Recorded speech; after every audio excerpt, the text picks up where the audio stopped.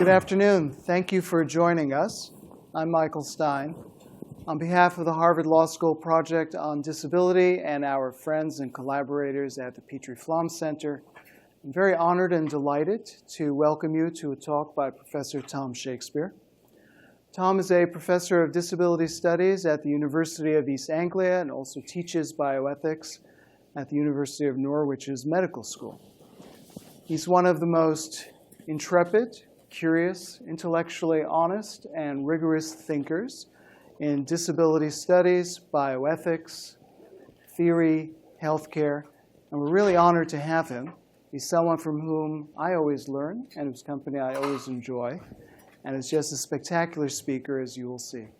So please join me in thanking and welcoming Professor Tom Shakespeare. Thank you very much, Michael. It's a great honor to be back at Harvard and to be speaking to you this morning. I'm hoping and guessing that you might come from different areas of this great institution. I will assume nothing. I will assume no law. I know no law, unless clinical expertise. But I hope to give you an overview. For those of you who are already expert and far beyond me on this journey of understanding, please forgive me for making it too simple. So I want to talk about disability and selective termination of pregnancy to start with, just to outline where I stand or sit on this. I'm sure many of you will disagree with me, and maybe we can come back to that at the end. Then I want to introduce non-invasive prenatal diagnosis, because I think it does force us to revisit old questions and think harder about what we took for granted. And so I want to really describe and present an issue rather than offer you an argument that resolves the issue. And I hope very much to leave a few minutes at the end for you to challenge me. So I support women's right to choose, as do many, many disability rights activists. And for us, this has always presented a problem. If we support a woman's right to choose, for example, termination of pregnancy on social grounds, how can we at the same time say express our concern when she doesn't want to continue a pregnancy affected by disability? And there's a lot of print and speech from disability rights activists trying to nuance this point. People have said, my good friend, late departed, respected colleague Adrian Ash, has said, look, there's a difference between saying you don't want to be pregnant and saying you don't want to be pregnant with this particular fetus. And some people have said, look, we support women's right to choose not to be pregnant, but we do not support selective termination on the basis of the characteristics of the fetus. For me, this argument is not robust. It seems to me that if we consider the situation of a young woman who finds herself pregnant, her choice and her decision as to whether to continue pregnancy is influenced by whether the pregnancy is of a disabled fetus or not.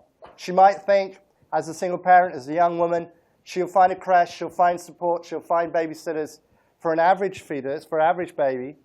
She'll be able to survive. It'll be tough, it'll be difficult, but she'll pull through. And then she thinks of the additional strains, stresses, and demands when you have a baby affected by disability.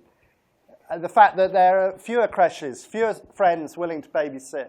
So the question for her is always, do I want to be pregnant with this particular fetus? So I find the disability rights argument against this not very sound.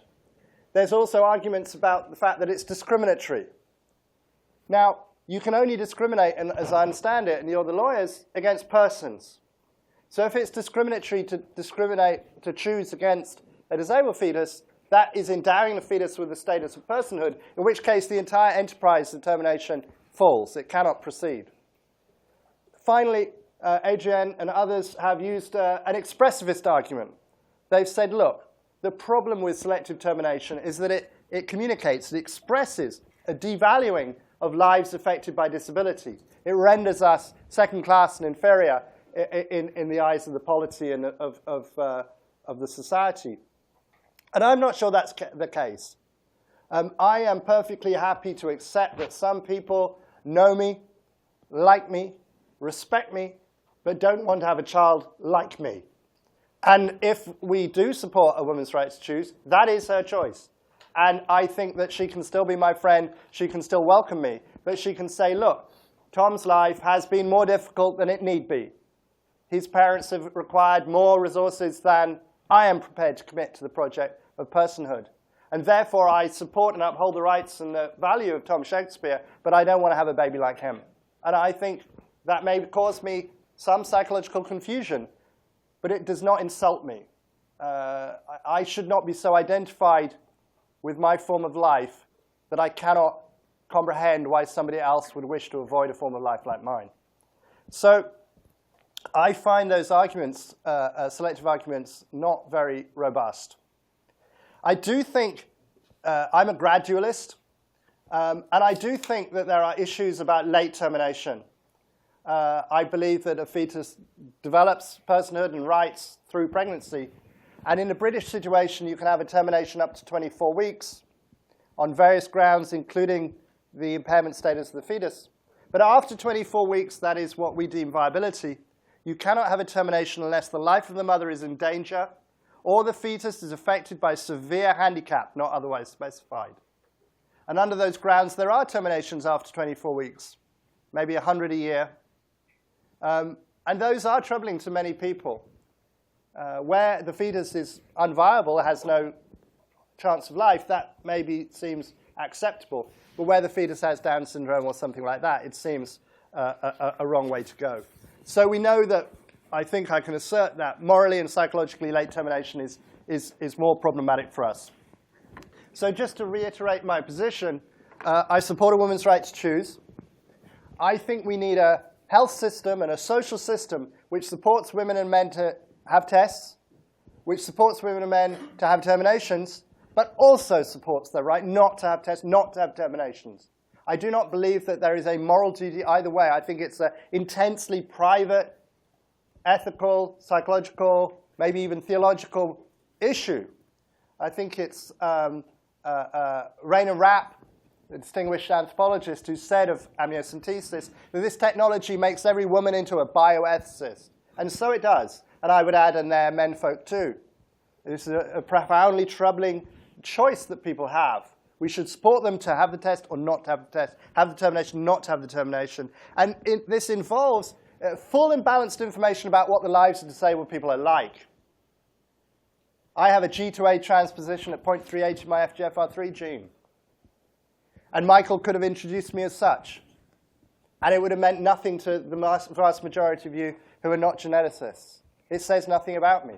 But he's told you I'm a professor, I have some reputation of social research and theoretical speculation. You know a little bit more about me. But you need to know that I have a partner, I have 2 children, I have a nice house, I support Newcastle United Football Club, which is perhaps a reason for termination. But those are all my social cultural features. And we need to know what lives of people with disabilities are like, what they can achieve on average, what the good and the bad, how the range is. And we need to support this lady and her partner in finding out or not finding out, in testing, in not testing, in terminating, in not testing, terminating. And we need to say that if you continue this pregnancy, we will support you. We are an advanced society with the resources to support people with disabilities. We will welcome all babies into this world. So you will not be making a decision to continue based on the fact that this society discriminates against disabled people. So we're going to do everything in our power to ensure that if you have this baby, you will be supported, your baby will flourish, and have as good a chance as any other baby of progressing in this world. But if you choose not to do that, we will not hold that against you in any way, shape, or form. That is your private decision. So people have said, well, look, this is eugenic.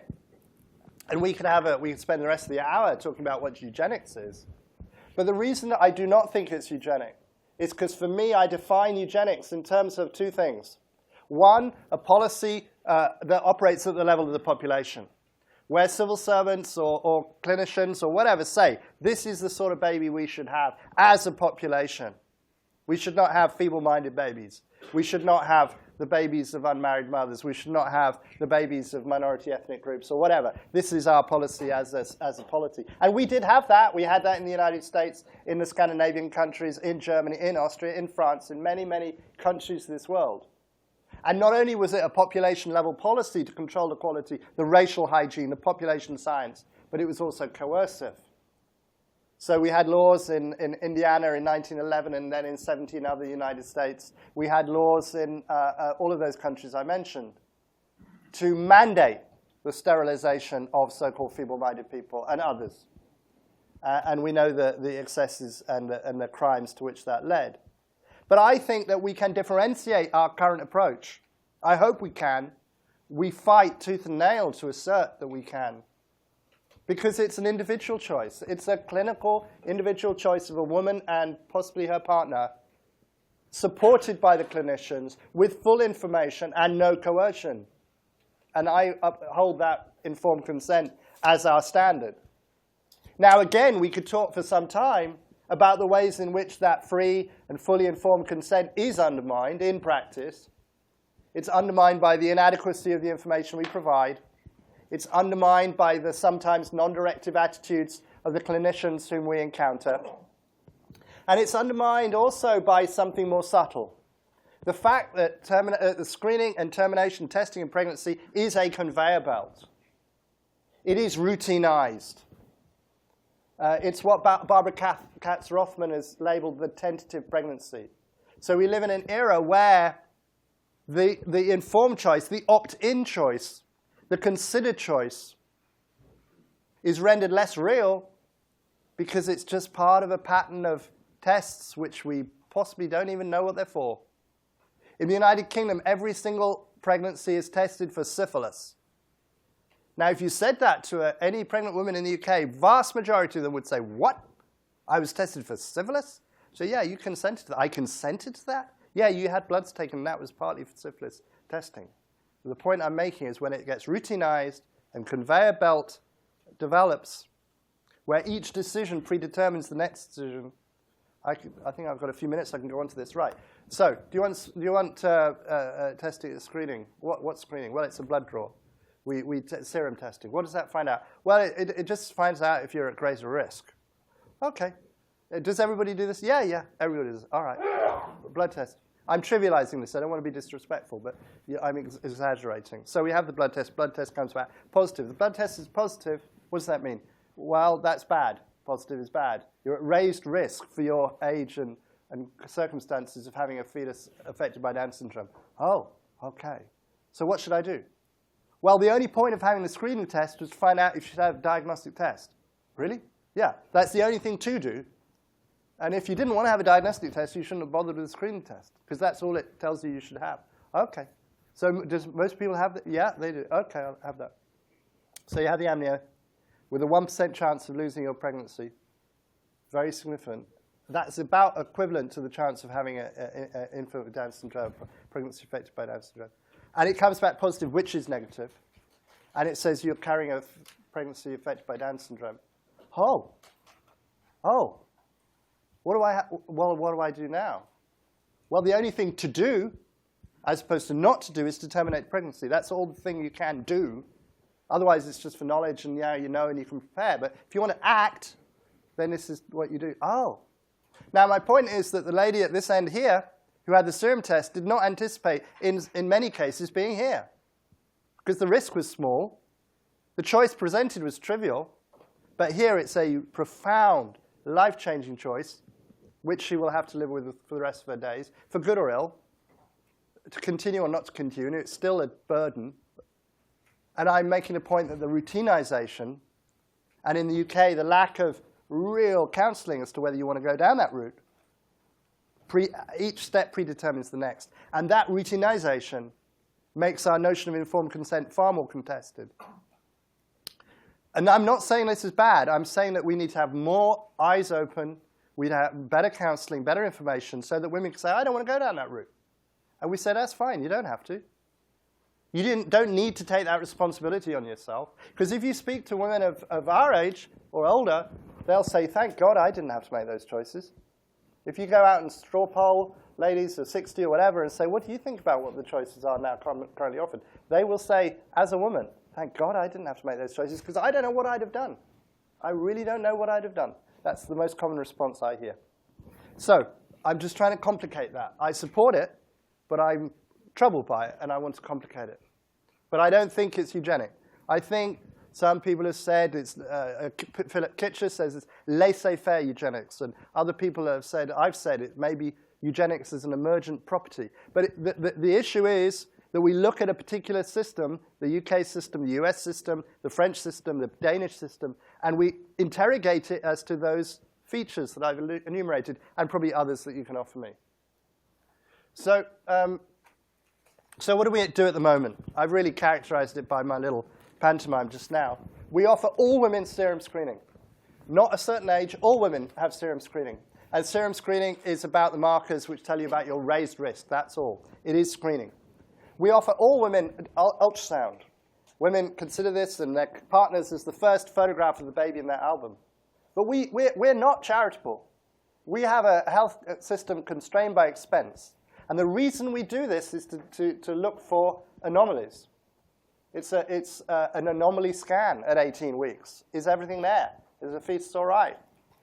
And the nuchal translucency, the measurement of the back of the neck of the fetus, coupled with the markers that we've found in the serum screen, show whether there is a higher raised relative risk of Down syndrome or indeed spina bifida, and therefore where we should have a diagnostic test, which comes at 18 weeks, the amniocentesis, and the offer of termination of pregnancy.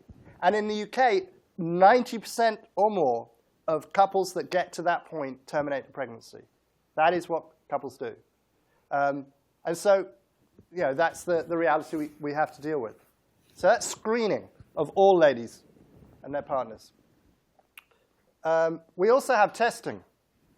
Because screening and testing, as you'll know, are different. Screening is about your raised risk. Testing is a diagnostic, definitive answer. So we don't test everybody. People think that we have this genetic screening of find and search and destroy and everything. It's not. So it's for family history people with a family history of Huntington's disease, hemophilia, Duchenne, cystic fibrosis, these common rare disorders. 1 in 125,000 in cystic fibrosis and a Caucasian population. Or if it's a minority group like Cypriot people or sub-Saharan African people or Jewish people who have a raised relative risk of, say, Tay-Sachs or thalassemia or sickle cell anemia. Now, these are couples and families who know probably about the disease. So my worries about informed consent are perhaps less here because they're more individualized counseling. These are rarer circumstances, and there is a better family knowledge and a community knowledge. In the Jewish community, there's Dor Yeshorim. In all these communities, there's an understanding. Now we have the possibility of pre-implantation genetic diagnosis for those couples who don't want to terminate an effective pregnancy, but still want to select an embryo. Now, this is of a minority. This is a rare thing indeed. A few hundred babies a year at maximum are born this route. So that's where we are now. I'm sorry to spend 20 minutes establishing what you probably already know. But for those that are not familiar with the UK system, it might be interesting to compare with your own system. So what's non-invasive prenatal diagnosis, and why does it change things? Well, this refers, as I'm sure you're aware, to what's called cell-free DNA. So in the mother's blood, there are circulating DNA fragments from the fetus. And this is detectable. So you can look at the plasma and you can say, well, that DNA is from mum, that DNA is from mum, this DNA is from baby. And then you can essentially biopsy, you can test the DNA of the baby for what you're interested in. And what's very interesting about this for me is two things. One, it's early. It's 10 weeks. Compare this to amniocentesis at 18 weeks. So early in pregnancy, first trimester, a time where termination may just happen by a pill, misoprostol and so forth, not a surgical termination. So it's early. It's non-invasive. It's like serum screening. It's just a blood draw. So the bar is lower. There is no risk of fetal loss at all with this, unlike that 1% risk with amniocentesis or chorionic villus sampling, the other technique. Now, at the moment, it's predictive. It's a screening test for Down syndrome.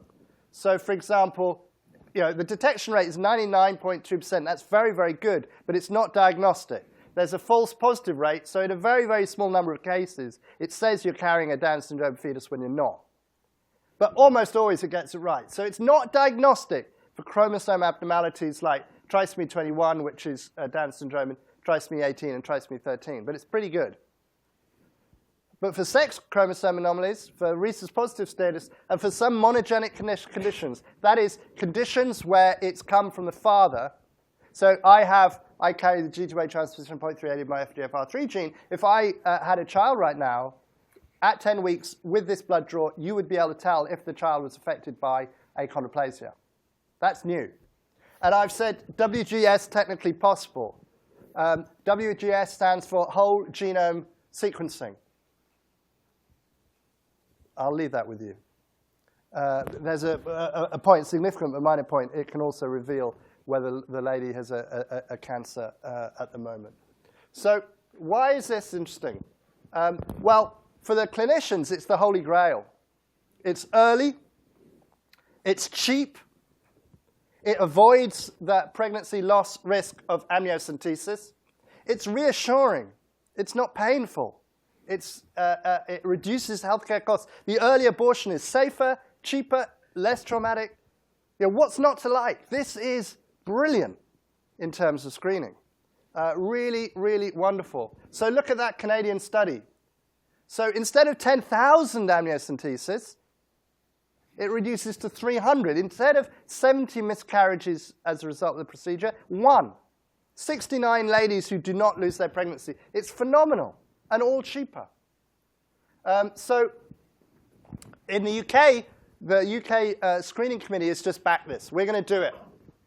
And look at the headlines in the Telegraph, the Daily Mail, the BBC News. The message is marvelous. And so it is for all those reasons. Because they did the math, and if you have a risk of more than 1 in 150 of having a pregnancy affected by Down syndrome, it's cost effective. Nearly 5,000 fewer invasive tests per year, 25 fewer miscarriages a year, more Down syndrome detected, and it costs less. You can see why the men in Whitehall are so excited. This is it is the Holy Grail. You could offer it to everybody. That would cost a lot more and not do much good. But if you offer it to high-risk pregnancies, you're home and dry. So we're here to discuss not the maths, not the money, not the clinical benefits even, really. We're here to discuss, I think, the ethics. And so I just want to say a couple of things about this. There is an argument that the fact that the previous tests were invasive was good. It set a hurdle. You're not just going with it. You're going, OK, hold on a minute. How much do I care about this? Do I really want to go with this? Why would I do? What would I do? It's pushing you to make those choices. If it's non-invasive, if it's it has no risk of miscarriage, well, yeah, of course you have it. It becomes like the syphilis test. Of course, what? Did I? OK. You just do it. So it's routinized. Now, it's earlier in pregnancy. Now, I'm a gradualist, so I think this is great. If people are going to have a termination, I would far rather they had it early, far rather, and simpler and easier and cheaper and less traumatic and all the rest of it. For some people, they actually continue, and that's good too. They've got the information, they've got the knowledge. For others, it's reassurance. But is this further routinization? It is further routinization. So how easy is it to say no to this now? Previously, you could say no, and you could say, I don't want the risk of miscarriage. Now, why would you say no?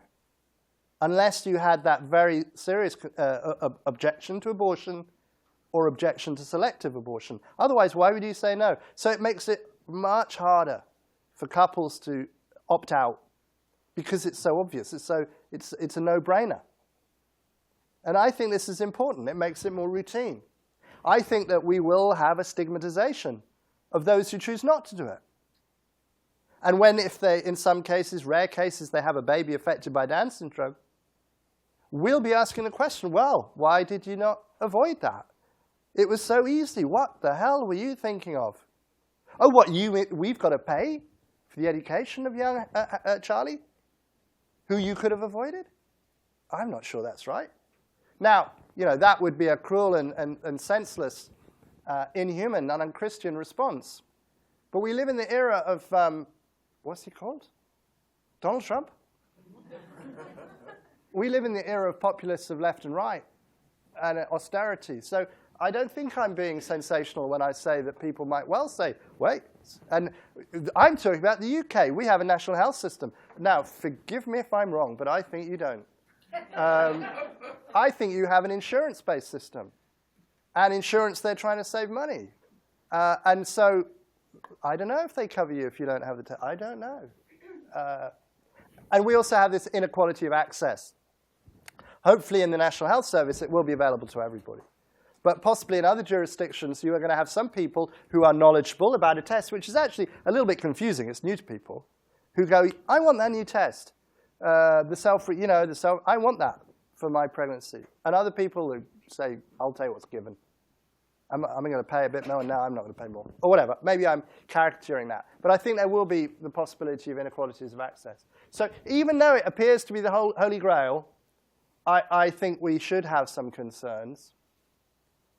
On balance, I think we should do it. But I think we should be careful. I also think that we should look to the future. Because I put in those 3 little initials, whole genome sequencing. Now, at the moment, we have the use of NIPT for sex selection. Well, I think that should make us sit up and worry. You may not wish to have a late abortion for sex, but you might be thinking, well, misoprostol, I've got 3 girls, I want a boy. You might be thinking, my culture says I should have a boy first, misoprostol. We might have concerns about that. We certainly condemn it in other parts of the world, so we might have some concerns. Oh, look, carriers. Well, that's interesting, isn't it? There are people out there who are carriers for muscular dystrophy. Well, would we continue that? I'm not sure. Well, it's early, it's trivial. Let's take the pill. Whole genome sequencing. Now, remind me what that means. Does that mean that you're going to potentially in future check for a lot of things? Not just clinical things, not just Down syndrome, but maybe later onset things like breast cancer or dementia. I have 2 ApoE3 genes. Yo! My risk of dementia is pretty average. But some of you folks have got an ApoE4 gene or 2. You've got a much higher chance. I've forgotten the ratio, much higher chance. Maybe it would be better not to have a fetus with those.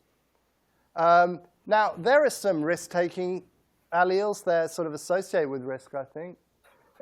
Some people have said XQ28. I think it's dodgy, but the gay gene, I know we're putting that in inverted commas, but there certainly are genes that affect behavior.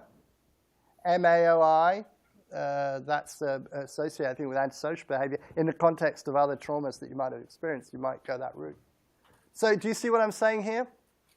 That when you have an early, non-invasive, no risk of miscarriage screening tool, which at the moment is used in a very small number of cases, but could be combined with the whole genome sequencing or the panel testing, which can reveal a whole lot more, we're taking it out of the realm of disability. This is not a disability problem. And that's why I said it's the canary in the coal mine. This is a people problem. This is a population problem.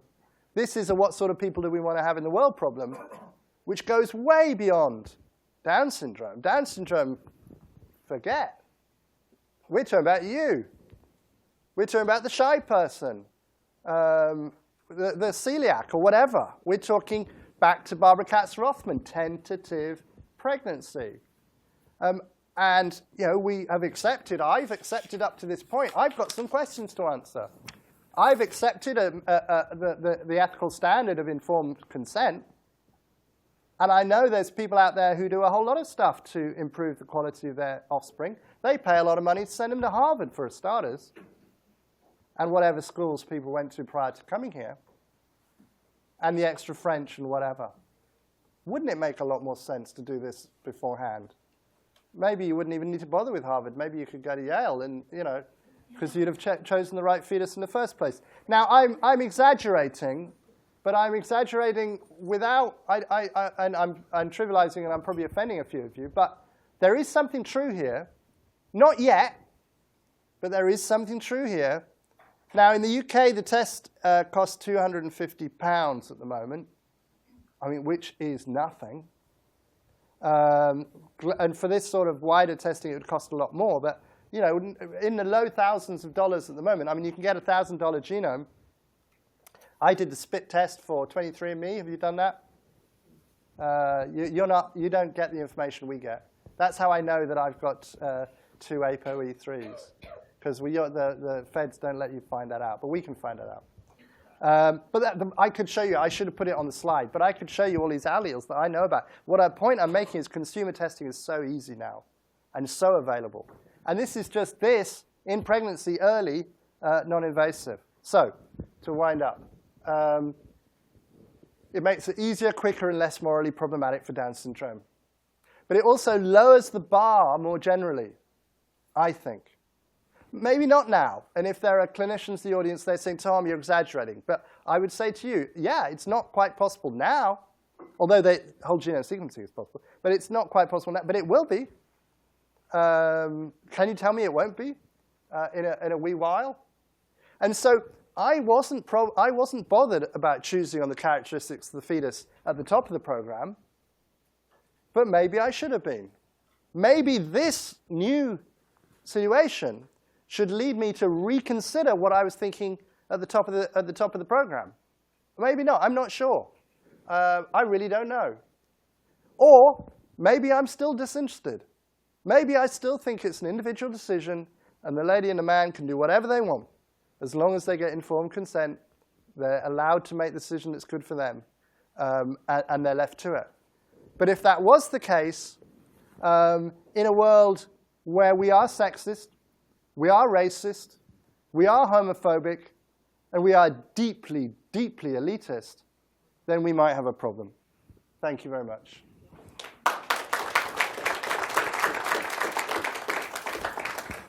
And I would really welcome your thoughts, challenges, questions, and solutions.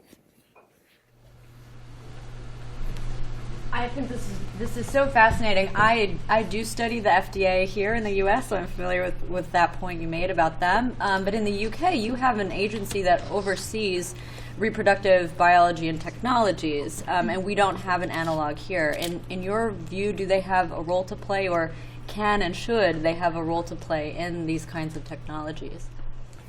I think you're referring to the Human Fertilization Embryology Authority, which I think is a model regulator. It's a very, very good regulator, and it's cautious and it's careful. But it doesn't have jurisdiction over this. It has jurisdiction over pre-implantation genetic diagnosis. But really, that's a sideshow. That is so not very common. It's getting a bit more successful. But yeah, it was developed, as you know, back in 1990, and it's not ubiquitous. The analogy my geneticist colleague makes is, look, we can put a person on the moon. We can do that now. But are we going to the moon every week? No. So even though a technology is possible, it doesn't mean that it's going to be widespread adopted. And I think with all of these technologies, that's one analogy we make. And the other analogy is with the computer. And in the early days of the computer, somebody said, oh, we're only going to need a couple of these. And now, as we know, we have more power in our pocket than sent people to the moon. So are these technologies the computer or the moonshot? And I think that with PGD, it's the moonshot. But with this one, I think it's the computer. And it's not regulated by the HFEA. The HFEA is very interesting. I think it's a very sincere, a very good body. But actually, it has enabled Britain to progress further than almost any other nation in terms of reproductive biology. It enabled the mitochondrial donation, which is germline manipulation, according to many people. And we were enabled to do that because we could say, look, we have a body. We regulate it. It's OK, folks. You don't need to worry. This is a very good group of people. And if they say it's OK, it's OK. Now, that might be fantastic. That may mean that we get the benefits of this technology. But and they mean that we go slower. And we don't discredit it by suddenly going, hey, we're going to clone Donald. But that also enables it to advance. And that's how it was designed, realistically. It's a very clever regulatory, not a fig leaf, but although it appears illiberal, it's profoundly liberal and rational and evidence-based. And I applaud that, but I also worry that not individual decisions are wrong, but maybe our direction of travel is wrong. And that's what I'm trying to hint at this paper. Yes, in the middle, sorry. Yeah, you. Yes, thanks so much, Tom. That was really fascinating. And you started off talking about a woman's right to choose, essentially based on an economic decision. And of course, we factor economic decisions into everything we do, whether she might have a disabled child or a non-disabled child.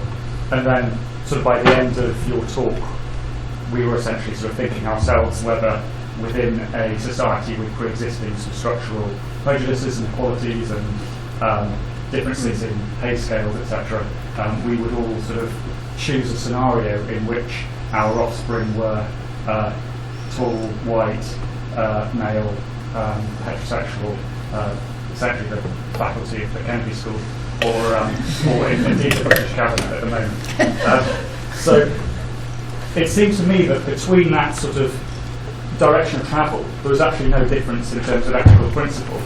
And the challenge that I suppose I'd come back at you on is your suggestion that this isn't eugenics, because it's not at a population-wide level or even a sort of state-sanctioned level. And it just seems to me that if we're making economic-based decisions on whether our child is going to be A, a high earner, or B, a high cost, we are making those decisions from an ideology of unregulated capitalism, which is essentially the invisible hand, which is the demographic force, is the sort of population control. And it seems to me that it's the responsibility of governments to regulate that. And so it seems to me that in this particular case, to prevent the nightmare scenario which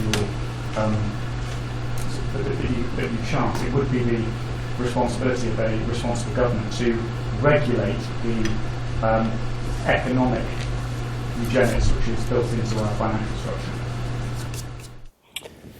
Yeah, I take your point. I mean, I think I think it's a very, very difficult decision for people who take it seriously, the current decisions. So I don't think they're just being economic. I think they're making decisions about what they consider to be the good life. I do think they're being the bioethicist that Rainer Rapp suggested they were being. They're thinking, well, will this child suffer? Will this child have limited life opportunities?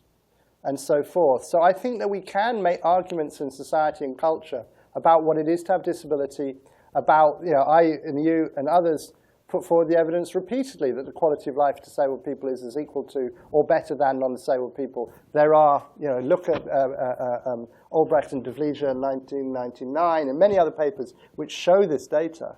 So, and indeed the role models of disabled people who achieve great things and all the rest of it. So I think that it's the argument we are waging is what constitutes a good life. And I think that this situation we currently come to offers us a way in. Because we all have 100 mutations in our genome, every one of us.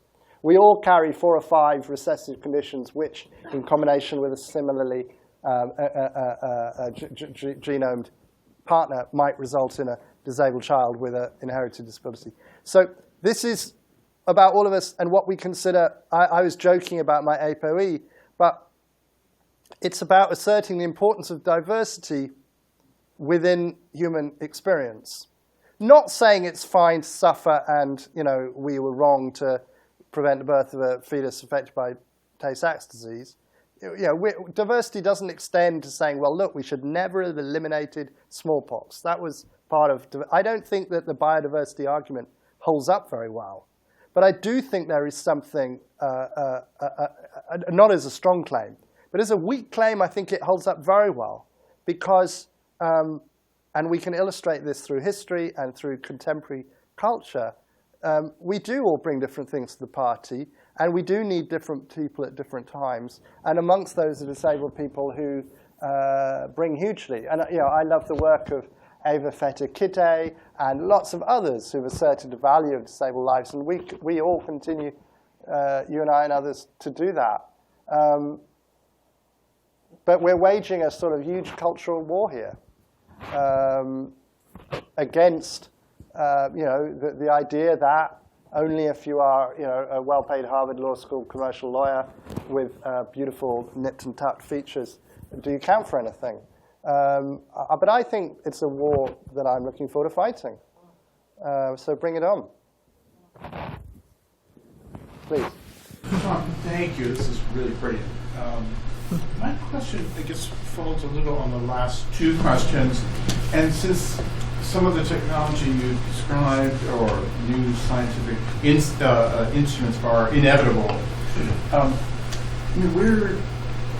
where should the counseling or interventions or raising of the issues you've talked about occur? Which sites, which many sites? In other words, as you're describing the UK regulator, you said, well, in some ways it's liberating, in some ways not. Is this something, how would you, beyond your own writing, advocate advancing more self-awareness about what's at stake? And going to the last question, I think part of its implication was that implicitly, if not explicitly, by the values of the larger society, we're already making certain choices.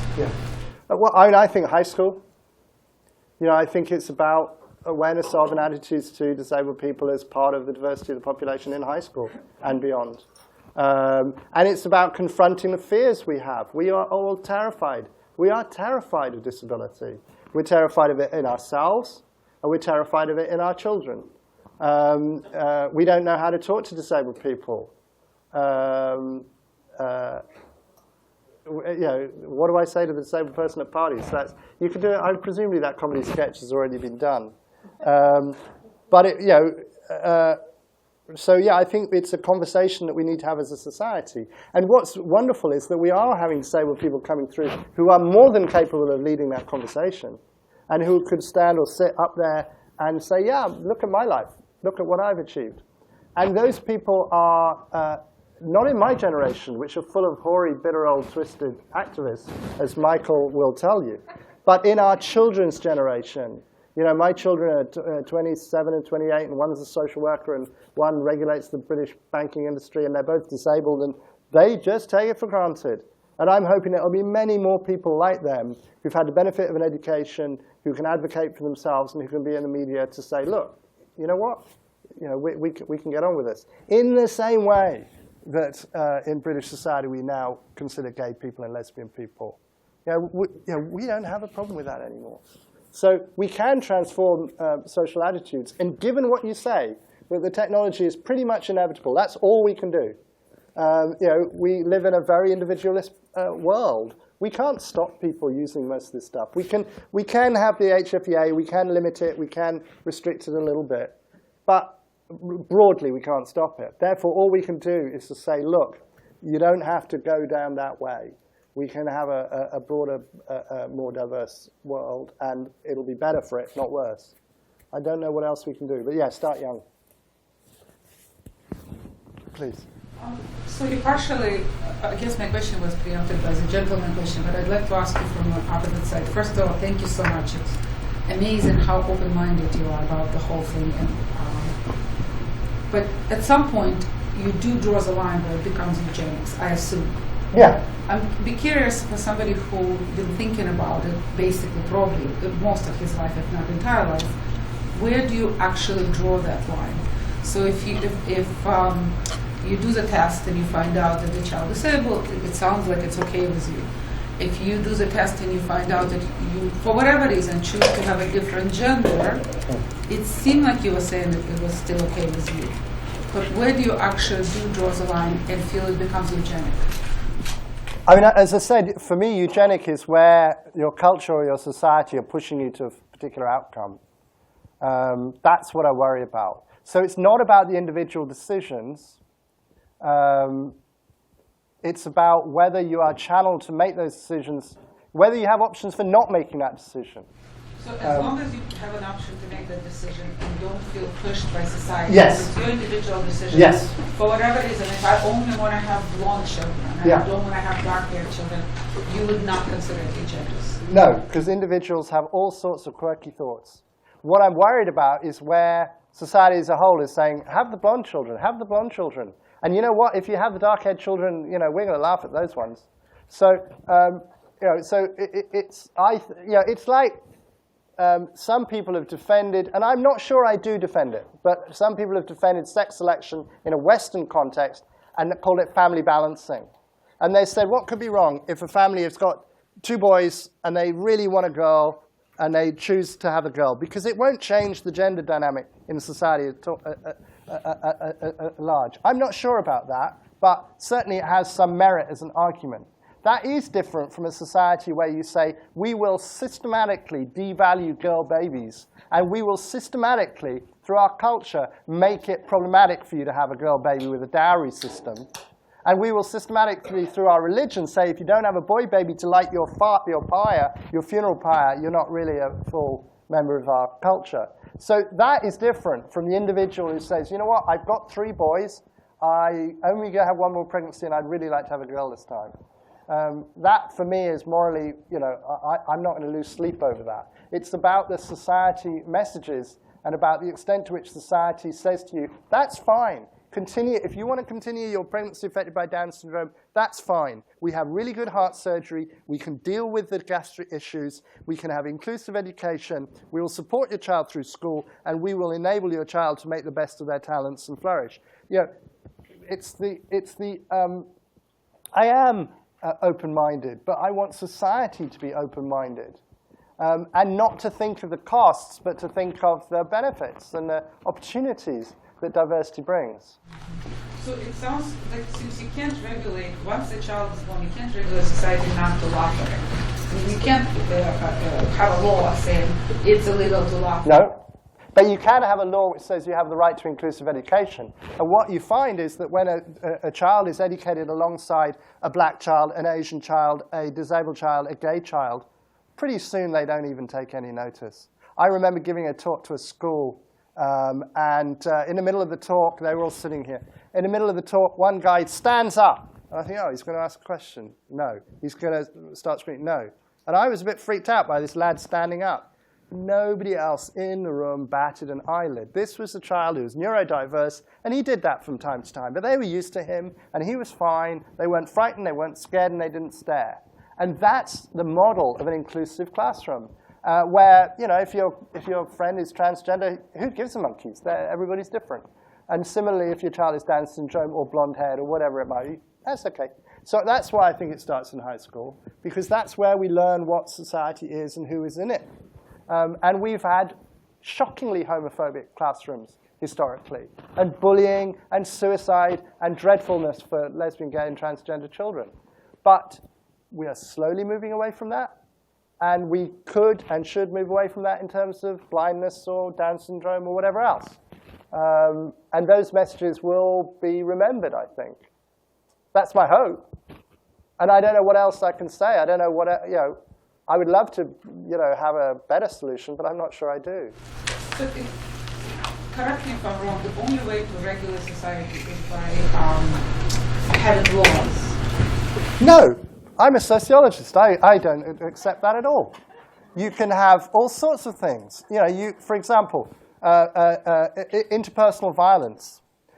You know, you can make it illegal, of course you can, but you can have programs for intimate partner violence which are proven to reduce domestic violence. You can have parenting programs. You can have all sorts of I mean, law works not just through law. You know, you can regulate, you know, all sorts of soft regulation. You know, you can't tell advertisers what images to use, but you do have educational materials, and you do have all sorts of ways of intervening. Surely, it can't be just the law. Otherwise, we would live in a very much less civilized society than we do. I don't think there's any law which says that I can't spit on the floor when I pass Michael, but there are standards of decency and respect which would mean that you would all think, what a scumbag at me, Michael. I'll get in line. I wonder if you could talk a little bit about the tensions and maybe even contradictions in some of the disability rights rhetoric around this, because it makes for very odd political bedfellows about control of body, control of choice. I mean, I don't know so much about the US, but in the UK, disability rights activists are often getting in bed with very traditional reactionary religious forces, which I think is really problematic. And I think that often in disability advocacy talk, we haven't thought through our positions consistently. And for me, as I'll say later today, disability is, the disability movement has said we are disabled by society, not by our bodies. And they've made a big play of the social barriers and social relations, social attitudes which construct disability, and rightly so. But I also think that there is a bodily disadvantage for many of us, and in some cases a very extreme disadvantage. That's part of disability. Disability is a medical matter, it's a psychological matter, it's a social matter, and it's a legal matter. It's all of those at the same time. And if we don't have that richness of understanding of disability, then we're going to risk failing to do justice to the complexity of the issue. So in this area of bioethics and prenatal diagnosis, we are often arguing at cross purposes, because the disability activists said, look, disability is no obstacle to success and flourishing. And they refer to Michael and they refer to other successful disabled people. In other words, disability is on a continuum, and they cherry pick the ones who are doing really well and are not really hindered. And meanwhile, say the geneticist or the eugenicist or whoever it might be says, no, disability renders you pain and suffering and exclusion, and they're cherry picking the worst end of the continuum, where people really do have very miserable, limited lives, and where anybody in their right mind would wish to avoid that at all costs. But it's all disability. Disability is both ends in the middle. It's a continuum. And I think that our analyses have to do justice to the richness of it. And so when we see the CRPD, or we see the ADA, or we see policy on prenatal diagnosis, we need to test it. And we need to test it with, as it were, the most extreme case of limited life resulting from disability, and with the most successful, person who really needs very little, but is going to flourish. And if it works for both of them, then we're on solid ground. But if it's selective and partial, we need to go back and think a bit harder. That's my thinking. Well, you've educated us, enlivened us, enlightened us, and made for a wonderful, wonderful talk. Please join me in thanking the Professor. Thank you for coming.